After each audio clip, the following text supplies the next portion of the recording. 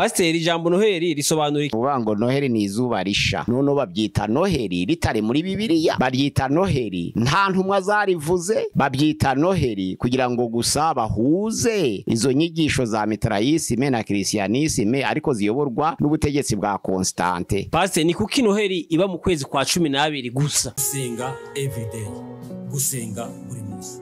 Nusenga uzanesha, nunanigwa gusenga uzaneshwa. Senga gusenga everyday umurongo hamwe okuri yotugunyuraho ijambo ry'Imana. Senga uzanesha.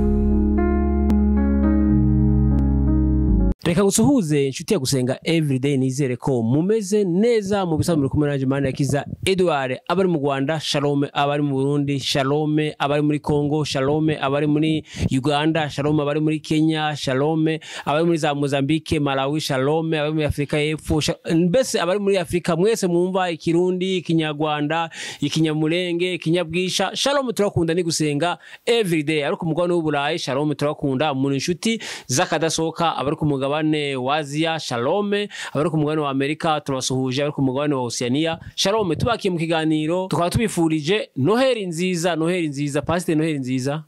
Noheli nziza. Twari tubifurije Noheli nubwo itaragera, ariko twari tubifurije Noheli nziza. Pasiteri, watangira usuhuza abantu babifuriza Noheli nziza. Tubifurije Noheli nziza bene data muri Kristo Yesu. Abakurikirana ibiganiro kuri channel ya gusenga everyday, mwese muzagire Noheli nziza ya 2025. Imana iduhana umugisha. Murakoze Mana, turagushimiye turaguhimbajize neza kubw'ijambo ryawe. Tugejeje ku herezo ry'umwaka Mana, watugiriye neza kuko waturinze umwaka wose, nta gikuba cacitse mu buzima bwacu no mu miryango. None tugezeje iyi tariki kubw'urukundo rwawe, izina ryo rihabwa icubahiro. Turi imbere yawe rero mu matariki yo gusoza umwaka, waduhaye ubuzima, uduha kugubwa neza. None tugiye gukomeza kuganira ijambo ryawe, uriyobore, reka ubwiza bwawe utugote aha hantu kandi ribashe kugera ku mitima ya benshi ahatandukanye, kugira ngo batangire umwaka musha bakomeye bahumurijwe, kandi umwaka wa 2026 uzabera umwaka w'umugisha. Tubasengeye mu izina rya Yesu Kristo umwami wacu, amena. Pasiteri, ijambo Noheli risobanura iki? Ijambo Noheli mu rurimi rw'Ikigorwa, gore ni agace ko mu Butaliyani mu majaruguru. Ijambo Noheli harimo amagambo abiri atandukanye, hariho Noiyo hakaba na Heli. Noiyo ni ikintu gisha, Noheli ni izuba. Nubango Noheli ni izuba risha. Noheli bisobanura ngo izuba risha mu rurimi rw'Ikigorwa. Ni agace gato, ni province yo mu Butaliyani ariko mu majaruguru, niyo bita Noiyo Hele. Iryo jambo Hele rihuje n'ururimi rw'Igiheburayo na Hele ni izuba, niko bisobanura. Pasiteri, wakoze. Pasiteri, ese uwo munsi mukuru wa Noheli watangiye kumvikana ryari? Mu minsi wumvikaniye he? Uwo munsi ntabwo wari witwa Noheli, ahubwo wari umunsi w'imboneko z'izuba. Mu mwaka wa 500 mbere ya Yesu niho iryo jambo ryitwa kumurikirwa cyangwa se imboneko z'izuba ryatangiye kuvuga mu gihugu c'Abamede n'Abaperesi, kuko imboneko z'izuba zayoborwa n'ikigirwamana citwa Mitra. None inyigisho zo bakazita mitraisme, ariko Mitra bisobanura ngo Dieu iraniye, Imana yo muri Irani. Ariko iyo Mana yo muri Irani ntabwo yari ihagarariye imboneko z'izuba gusa, ahubwo yari ihagarariye n'abapfuye. Ubwo rero icyo kigirwamana ca Mitra, kuko bakiramyaga mu kwezi kwa 12 icyo gihe, ni iryo jambo ryumvikanye ngo kubahiriza imboneko z'izuba, none bakaryita izuba risha. Noiyo Hele, izuba risha. Ni mu mwaka 500 mbere ya Yesu mu gihugu c'Abamede n'Abaperesi, kuko nimwo Irani yabaga, ariko ikicaro cyacubakiye muri Irani ca Mitra. Ese uwo munsi waje guhuzwa n'itorero mu buhe buryo? Bari basanzwe bubahiriza uwo munsi w'imboneko z'izuba uko umwaka utashe, ariko itorero ritangiye mu mwaka wa 312 aribwo Constante Kaisari w'i Roma yerekwaga hari ugutotezwa kw'abakristo gukomeye kuva mu kinyejana ca mbere kugeza mu kinyejana ca kane gitangira kugeza ku mwaka wa 12.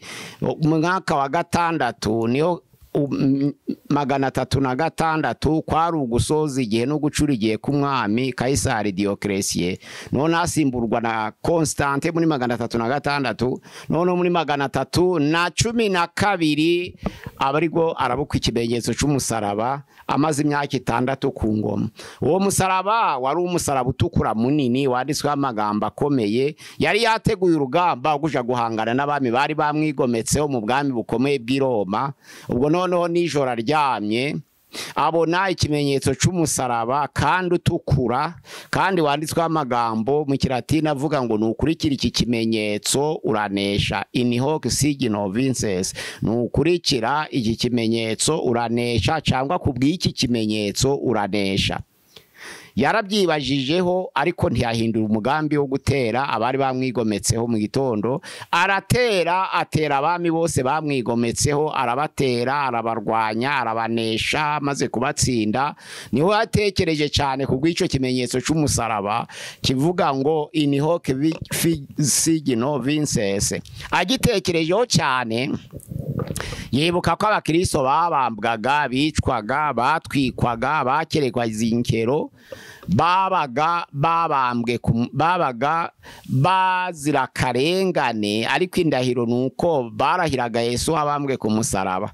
Noneho rero ikintu cabakomezaga nuko bavuga ngo umusaraba wa Kristo Yesu, ariko Constante kuko yari atazi ibyo akumva umusaraba wa Kristo, ariko none abonye ice kimenyetso c'uwo musaraba, yarazi umusaraba ariko atazi umusaraba wa Kristo, nibwo yabyibajije aravuga atariko wabona bari abantu barenganaga baraziraga ubusa, ngiye kubisubiramo. Abisubiyemo rero avuga ko abahaye umudendezo noneho gusenga Yesu Kristo abambwe ku musaraba kubw'ico kimenyetso camuhesheje kunesha abami bamwigometseho. Niho yavuze atari kurabizi, nubwo mu kwa 12 twari dusanzwe dukora ibirori umunsi mukuru kwizihiza imboneko z'izuba, kuko abantu benshi babaga bamaze igihe mu bihe by'imbeho, maze izuba rigatinda kuboneka, ryaboneka hakaba ibirori. Ibyo birori noneho bakabyizihiza bashimira ico kigirwamana citwa Mitra, bakagishimira. Constante aravuga ati rero ntabwo tuzakora ibirori by'ubwoko bubiri, ubwo itorero cyangwa idini rya gikristo ribaye irya leta rikaba rigiye mu maboko ya leta, kwica abakristo basenga Yesu Kristo abambwe ku musaraba nibihagarare. Ahubwo none abantu bose bemere idini rya Christianisme rivuga Yesu abambwe ku musaraba, kuko muri uwo musaraba nibwo naboneye umugisha. Mwese hatabuze n'umwe mwemere uwo musaraba, imyambarize yo tuzayisubiramo, kuramya tuzabisubiramo, ico musenga tuzagisubiramo, ariko mubanze mwemera Christianisme, idini rya gikristo ko ari irya leta kandi ikaba ryemewe mu buryo noneho bunonosoye kandi ku mugaragaro. Icyo gihe rero niho yavuze ngo ubwo twari dusanzwe noneho dukora ibirori muri uko kwezi kwa 12, ariko tukaba duhinduye, tukaba tubaye mu idini rya gikristo ryemera Yesu abambwe ku musaraba, nanje nkaba mbyemeye tubigurane. Ubwo barabigurana hahandi wa munsi mukuru baramyaga ikigirwamana ca Mitra, kuko kugishimira imboneko z'izuba bahashira noneho Noheri. Iyo Noheri nono ihindukiye itorero, ku itorero ryo ryahindutse rya leta, ubwo biba birihuje gutyo, nono babyita Noheri ritari muri Bibiliya, baryita Noheri nta ntumwa zarivuze, babyita Noheri kugira ngo gusa bahuze izo nyigisho za Mitraisme na Christianisme, ariko ziyoborwa n'ubutegetsi bwa Constante. Icyo gihe niho byinjiye mu itorero ryitwa Iperugamo, ariko abakristo bari bamaze imyaka 300 hafi na 12 batotezwa, bagize ubwoba bwo kubyemera, bagira amakenga, bamwe barahunga, ariko niho byatangiye, niho byahuye. Noneho muri 313 niho habaye noneho gusohora iryo tegeko ribihamya neza, bitaga itegeko ryasohokeye i Milano mu Butaliyani, bita Edit de Milan. 313 ubwo biba birahuye bityo rihinduka ibyitorero. Ariko ico gihe nta protestantisme yari yakabayeho, byari byitwa itorero ry'intumwa ariko ryahindutse rya Constante, ariko na Catholicisme yari taravuka ngo yitwa iryo zina, nuko byaje guhura. Urakoze Pastor, ni kuki Noheli iba mu kwezi kwa 12 gusa? Ico kigirwamana kuko baje kureba neza mu kwa 12 basanga arimwo izo mboneko z'izuba zigaragara, n'ibyo birarimwo biba. None baravuga bati nuko kwemerwa kwa idini rya Gikristo natwo tugushire mu kwa 12, kuko n'imyambarize y'ico kigirwamana nayo ya Mitara nayo yari mu kwa 12, nuko ntibahindura baguma kuri iko kwezi niyo tariki. Urakoze Pastor, ese ni ngomba ko abakristo bubahiriza Noheli? Ntabwo ari ngombwa, kuko mu Baroma igice ca 14:5 haravuga ngo umuntu umwe yakubaha umunsi akawuritisha iyindi, undi akayihwanya. Noheli rero ntaco yongeye, ariko noneho rero ku bakristo beza hari ico yakongera, kuko bubahiriza kuvuka k'umwami Yesu mu mwanya w'ico kigirwamana, ariko ntaco byongeye, kuko Yesu yavukiye mu mutima w'umuntu ni mu buryo bw'umwuka. Ntabwo ari ngombwa ngo abantu baje mu birori, ariko banagiyeho ntabwo ari icaha, icyangombwa n'ibyo bavuga. Niba baramya Imana by'ukuri koko bataramya Mitarayisime nta kibazo, bakaba barabisobanukiwe. Ariko n'utagiyeyo nawe akumva ko Yesu yaba agatekereza Yesu mu mutima, nta kibazo, akaba yavukiye mu mutima we, kuko ikigeze n'ukumva kuva yabango no iyo n'ukumva ico kintu gishakije mu bugingo bwawe gusa, kumva ko Yesu yavukiye mu mutima wawe. Ariko wagiyeyo n'utagiyeyo, kuko Yesu yavukiye mu mutima w'umuntu, ntabwo avukiramo kubera ahantu uri ku rusengero yahavukira, uri no mu wawe yahavukira, uri no bunzira yahavukira. Icyangombwa nuko wumva uvuguruwe bundi busha, wiyumvamo koko ko Yesu yavukiye muri wowe, hari ivugurura ryabaye mu bugingo bwawe, nta kindi. Urakoze Pastor, ese koko Yesu yavutse tariki ya 25 ya buri ukwezi kwa 12? Abantu ntabwo yavuka kenshi, ahubwo yavutse 25 z'ukwa 12. Ico nico twakwibazaho, ariko abantu baragenekereje basoma mu buhanuzi bwa Hagayi igice ca 2:18 n'uwa 19. Hari amagambo avuga ngo mutekereze uhereye none ibizaba, uhereye none no mu bihe bizaza. Ku munsi wa 24 w'ukwezi kwa 9 urufatiro rw'urusengero rushinzwe. Ndabinginga mutekereze uhereye none bizaba, none no mu bihe bizaza, uhereye ku munsi wa 24 w'ukwezi kwa 9 aho urufatiro rw'urusengero rushinzwe. Mbese amasaka aracaboneka mu bigega, uruzabibu, umutini, umukomamanga, umwelayo ntibicera, ariko uhereye umunsi nzabaha umugisha. Hagahanura kuvuka kw'itorero, nubango urufatiro rw'urusengero ni Yesu, rwabyahanuwe na Hagayi avuga kuri tariki ya 24 z'ukwezi kwa 9, ukwezi kwa 9. Ariko aya mezi yahanuriragamo kuko yari amezi y'Abayuda. Amezi y'Abayuda rero kuko hari 24 z'ukwezi kwa 9 barabigenekereza ngo ubwo Hagari yeretswe urufatiro rw'urusengero, kandi urufatiro rw'urusengero akaba ari Yesu Kristo, akabyerekwa kuri 24 z'ukwezi kwa 9. Ubwo biragaragara ko iyo tariki ya 24 z'ukwezi kwa 9 turebe iraba tariki zingahe noneho. Mu Bayuda ni 24 z'ukwa 9, ariko noneho muri kalendare y'Abaroma bagiye kugereranya bibutse ko amezi ya kalendare ingengabihe y'Abayuda, amezi uko ari 12 n'igice. Ukwezi kwa mbere ni Abibu cyangwa Nisani, ukwezi kwa kabiri ni Zivu, ukwezi kwa gatatu ni Sivani, ukwezi kwa kane ni Tamuzi, ukwezi kwa gatanu ni Abu, ukwezi kwa gatandatu ni Eluli, ukwa karindwi ni Etanimu, ukwa munane ni Bula, ukwa 9 ni Kislev, ukwa 10 ni Tebeti, ukwa 11 ni Shebati, kwa 12 ni Adare. N'igice gisaguka kwa mezi y'abayuda aja kuba magufi kurusha abaroma bakacita Veyadare. Ubwo nuvangu kwa 12 ni Adare, ico gice gisaguka bacita Veyadare kuko gikurikiranye na Adare. Ayo mezi uko ari 12 rero niyo bagereranije beretswe Kisireva ariko kwezi kwa 9 kuri 24 Hagari yabonye bagereranya ukwezi kukundi nono basanga kalendare y'abayuda idahuje na kalendare y'abaroma, kandi kalendare yanditswe mu byanditswe byera ni y'abayuda.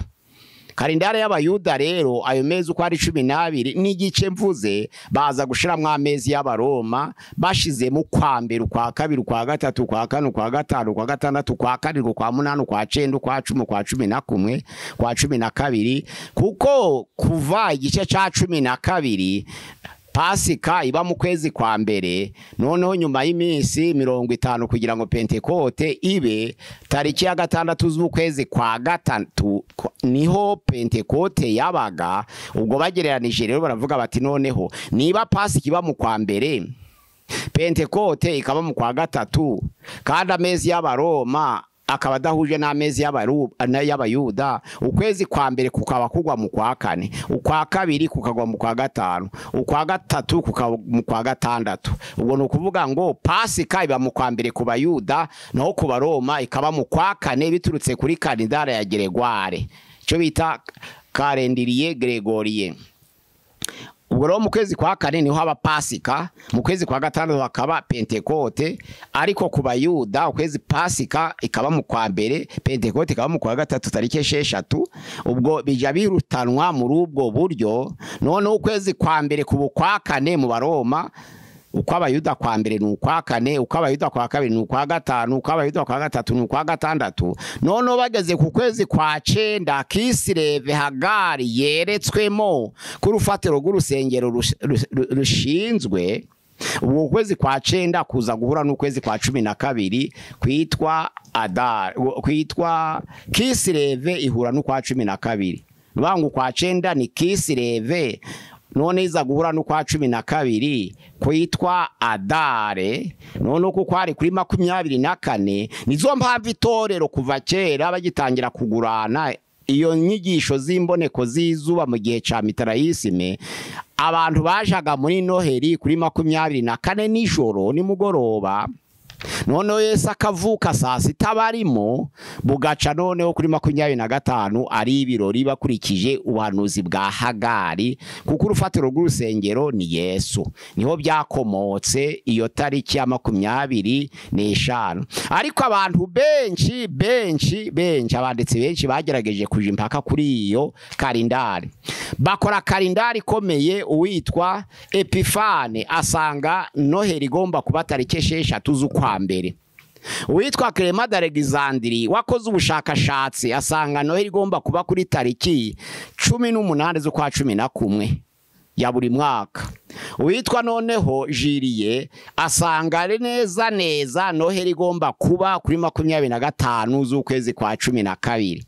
Uwitwa Gregoire we avuga ko Noheri igomba kuba tariki 7 z'ukwezi kwa mbere bya buri mwaka. Ubwo ni tariki 6 z'ukwezi kwa mbere za buri mwaka ukurikije Epifane, tariki 18 z'ukwa 11 ukurikije Clement d'Alexandrie bya buri mwaka. Noneho tariki 25 z'ukwa 12 ukurikiye calendrier Julien.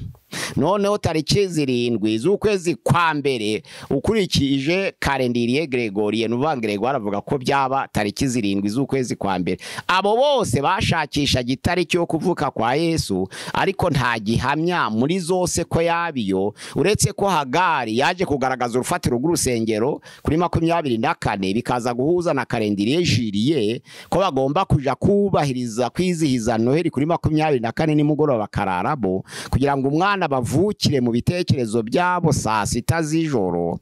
None ubuca ari ku munsi wa 25 z'ukwa 12 noneho habi birori by'uwo munsi. Niho byakomotse ni ku buhanuzi bwa Hagari. Ariko noneho abanditsi ntibarabyumvikanaho, bamwe baracakurikiza tariki 6 z'ukwa mbere, abandi tariki 18 z'ukwa 11, abandi tariki 25 z'ukwa 12, abandi tariki 7 z'ukwa mbere. Ntaco barahuriramo nabo ariko bakurikije ko mu kwezi kwa cenda noneho tariki 11 z'ukwezi kwa cenda uwitwa Tayi yeretswe ko tariki 11 Yesu yavutse nibyo yibwiye yeretswe ariko muri Bibiliya ntabihari abantu kubahiriza iyo tariki rero si ngombwa bafata nindi ko nta tariki iruta yindi ariko irusi izindi nabwo ugakoramo ibyiza bishimishije Imana nabyo nta kibazo ariko none uvuze ngo iyo tariki iruta izindi bibaye kuramya ikigirwamana ca mitraisme nabwo kiba kikabaye ikibazo nizo mpamvu atari ngombwa Reverend Senge wafata nindi icangomwa no gutekereza gusa ku Mana unatekereje ku Mana kuri iyo tariki nubwo wayigirayo gusa nta kibazo upfa gutekereza ibyiza nta kibazo naho yakomotse hariya havuga ngo ndabinginga mutekereze ibizaba mu gihe cya none no mu bihe bizaza ku tariki ya 24 z'ukwezi kwa cenda urufatiro rw'urusengero rushinzwe ese hari amasaka akiboneka mu bigega uruzabibu umutini umukomamanga n'umwerayo ntibikera ariko hereye umunsi wa none ngiye kubaha umugisha niho Hagari yabyeretswe. Ese kubahiriza Noheri kandi ikomoka mu bapagani bimari iki torero? Kubahiriza Noheri ikomoka mu bapagani hari ico byafasha cyangwa hari ico bitafasha cyangwa hari ico byakwangiriza ariko abapagani kugira ngo umuntu abiyegereze usomye muri Matayo 5:9 kugira kuri 14 Yesu yageze kuri Matayo umukoresha w'ikoro aramubwira ati nkurikira Matayo aramukurikira kubw'ibyishimo byinshi aja kumwakiririwe mu nzu abakoresha b'ikoro bakoraga umurimo w'umuvumo mu gihe c'abayuda ukoresha ikoro bisobanura umurimo w'umuvumo n'abanyabyaha bose bone Yesu yemeye kwicara mu nzu ya Matayo bari bazi ko aranena Matayo baramwegera bamaze kumwegera rero barishima abanyabyaha bose aho bari bose baraza bati burya nta kibazo dufite baramwegera noneho n'abakoresha b'ikoro bose baraza baramwegera barasangira barishima cyane ariko abafarisayo bavuza induru baterekada uri uvuga ngo yavuye ku Mana akicarana n'abakoresha b'ikoro n'abanyabyaha arabesha nta muntu uva mu ijuru avuye ku Mana afitanye isano n'Imana bakwicarana n'abakoresha b'ikoro n'abanyabyaha ariko Yesu abumvise aravuga ngo nibo banzanye icyatumye nza ntabwo ari abakiranutsi n'abanyabyaha aba iyo bataha sinari kuza iyo abakiranutsi gusa sinari kuza naje gucungura aba narizo mpamvu mbiyegereje kugira ngo mbone uko nababwira ubutumwa bwiza bw'agakiza nanizo mpamvu rero iyo wiganye umunyabyaha akakwiyumvamo bitumuhindura umutima we kuko iyo umwanze araguhunga iyo umukunze arakwegera kandi iyo dushaka nta rugira ngo abanyabyaha baduhunge ahubwo nugira ngo batwegere tubabwire Yesu Kristo wabambwe ubwo nuvuga ngo hari abakristo bitarere montra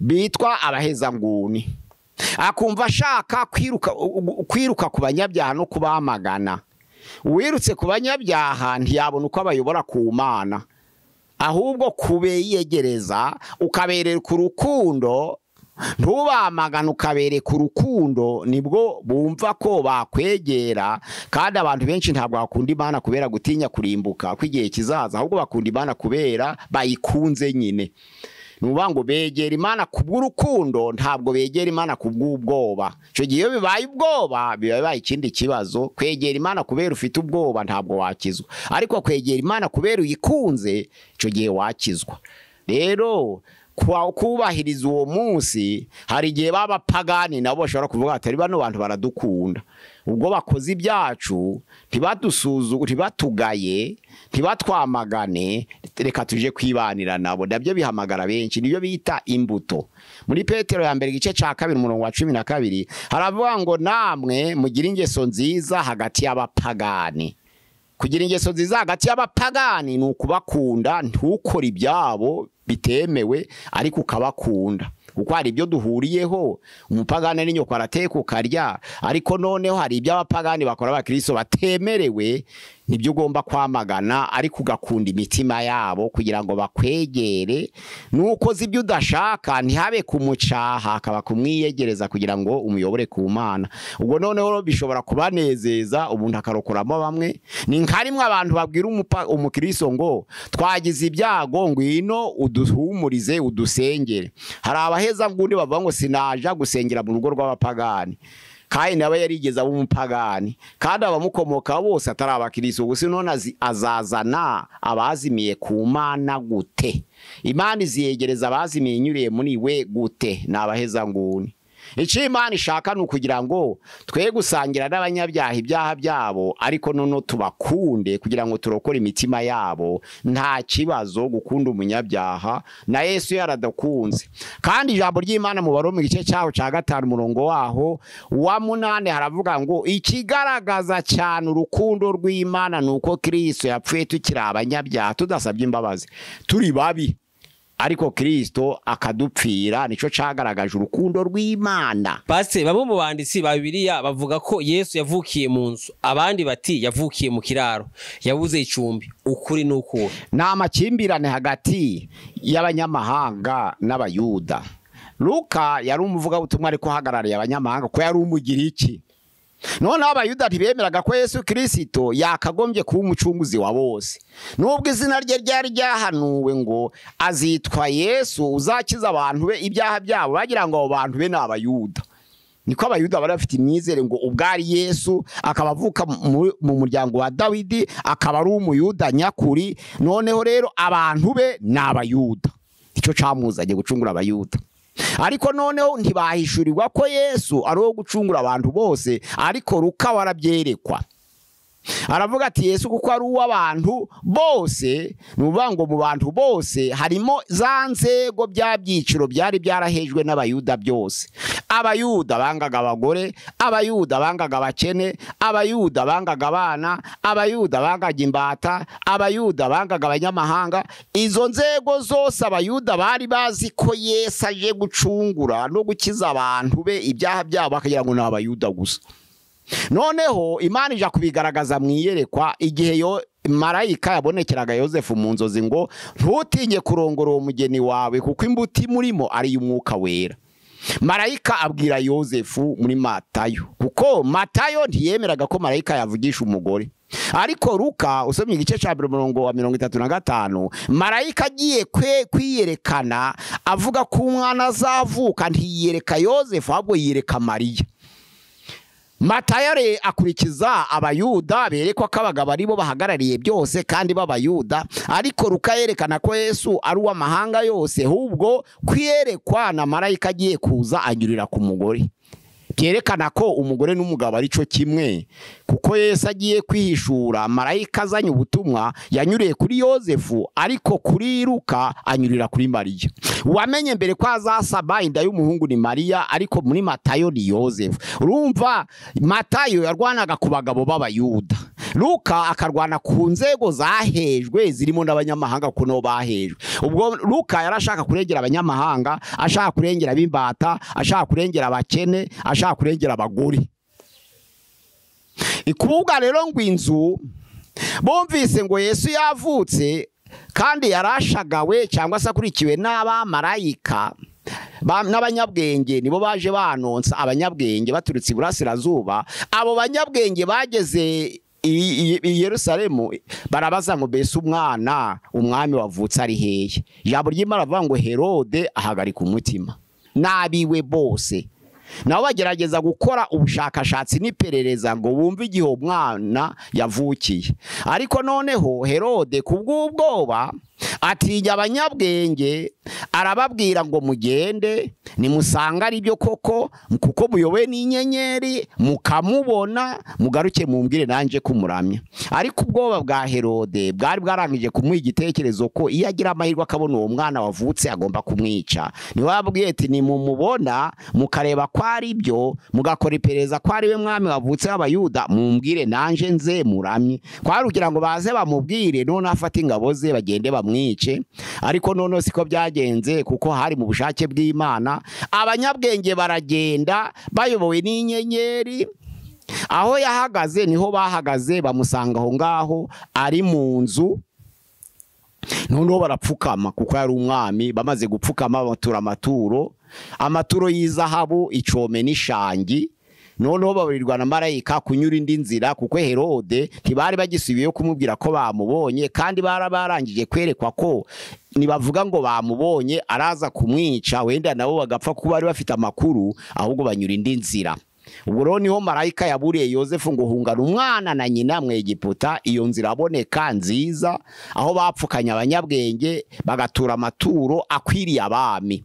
Cyari zahabu ni umwami, icome cyari cy'abami, n'ishangi byari by'abami. Yari amaturo bakundaga gutura abami, bari bayagenzuye barayazana. Noneho Luka aravuga ati no, ntabwo agakiza ari ak'Abayuda gusa, ahubwo Yesu yabuze icumbi i Betelehemu. Noneho bamujana mu kiraro, avukira mu muvure w'inka zinyweramo, ariko ashaka kugaragaza ko mwiyerekwa kw'abashumba ari bo bwoko bugayitse, kandi akaba ari bo bamubonye mbere, kuko muri Luka abashumba batanze abanyabwenge. Abashumba nabo bamaze kumubona bamamaza inkuru nziza, kuko Yesu yavutse, wahanuwe ari umwana w'Imana, kandi uzaba amahoro ku bantu bose. Nizo mpamvu ku murongo wa 13 n'uwa 14 Luka igice cya 2 haravangwa icubahiro mu ijuru kibi cy'Imana ihoraho, n'amahoro abe mu isi mu bo yishimira. Ubwo noneho Luka we ahamya ko abashumba ari bo bamubonye mbere, ariko byari bigayitse cyane ku Bayuda kumva ko Yesu yavukira mu muvure kandi bafite amazu. Yesu nawe Luka nawe kwandika ngo yavukiye mu kiraro kwari ukwerekana na bose niyerekwa ko abantu bose, abakire n'abakene, bacunguwe. Kuko ubutumwa bwiza bwaje kubwirirwa ntabwo bwaje ari ubw'abakire gusa, ahubwo bwaje ari n'ubw'abakene. Noneho rero abashumba binjiramo, bageza amahirwe, abanyamahanga binjiramo, abimbata binjiramo, n'abagore babinjiyemo ku bwaruka. Nizo mpamvu ari kuvuga ibisekuruza. Aburahamu niwe Matayo yatangiriye, ariko Luka yatangiriye kuri Adamu. Bigaragara ko n'abatari umuryango w'Abaheburayo bose bacunguriye mu izina rya Yesu Kristo. Ubwo ni ukuvuga ngo Luka yemera ko agakiza ari ak'abantu bose, Matayo yerekana ko agakiza ari ak'Abayuda gusa. Nizo mpamvu Matayo yasuzuguye ibiraro, ahubwo avuga inzu, kubahiriza umwami wabo. Aravuga ati nibyumvikana ko umuntu uzaza ku mwami w'Abayuda yabuze icumbi, tuzaseba. Ahubwo ni inzu nziza. Abanyabwenge barapfukama basanga ari umwami koko, bamutura amaturo akwiriye ubwami, ariko Luka ati no, babuze icumbi, ahubwo avukira mu muvure inka zinyweramo, ndetse mu kiraro c'inka. Abashumba nibo bamubonye mbere, baratinya bagira ubwoba, ariko ijambo ry'Imana marayika arabahumuriza ngo agakiza karabonetse. Ubwo ni ukuvuga ngo nizo mpamvu bamwe bavuze inzu, abandi bakavuga ikiraro. Pastor urakoze. Pastor, Kigwamana cyitwa Mitera ko cabayeho kuva kera, arico cabaye intandaro yo kubahiriza imboneko z'izuba, abandi bakristo batubahiriza Noheli bahombye iki? Ahari ntibagira ngo nukuraguza Mitra. Barabivuga, ariko umutima w'umuntu ni uhamye wariwe, kuko Paulo yaravuze muri Timoteyo ya 2 gice cya 12 ngo nico gituma mbabazwa ntya, nyamara singira isoni, kuko nzuwo nizeye uwariwe, kandi nzi neza ko abasha kubitsa ikibitsanyo namubikije kugeza urya munsi. Umutima w'umuntu uhabanya n'umwuka w'Imana, kwibya akora ari iby'Imana, ariko abareba bari hanze bavuga byinshi. Ndetse mu gihe cy'itoro ry'Isimuruna hari abantu batumwaga n'ubutegetsi bw'i Roma ngo baje kureba ibikorerwa mu itorero, ariko kuko banga gitorero habaye igaburo ryera, babandi baje intasi babanzaga kwicisha bugufi ngo babatizwe, babone uko wumva neza ibikorerwa mu itorero. Noneho babona bari kwigaburo bagasohoka bakaja kubarega ngo bishe umuntu, bareza amaraso ye, niyo bari gusangira bakabyita igaburo, ariko hari umuntu bishe. Abaroma bakaza barakaye n'ubukana bwinshi, noneho bagatsembatsemba mu itorero ry'Isimuruna. Ibyo byarabaye kubeshya abakristo ho bihoraho. Ababona rero abantu bari muri Noheli baza amateka y'icyo kigirwamana ca Mitra, bagira ngo biganye kuramya Mitra.